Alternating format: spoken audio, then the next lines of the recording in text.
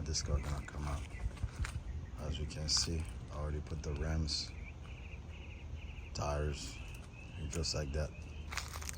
The inner skin that holding me for 2 months. Then I'll go ahead and put that on tomorrow. I have the hood already. The hood already put on already.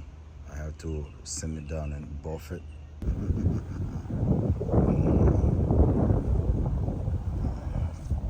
This is what you call work, tire work, guys. To Jeep Gladiator.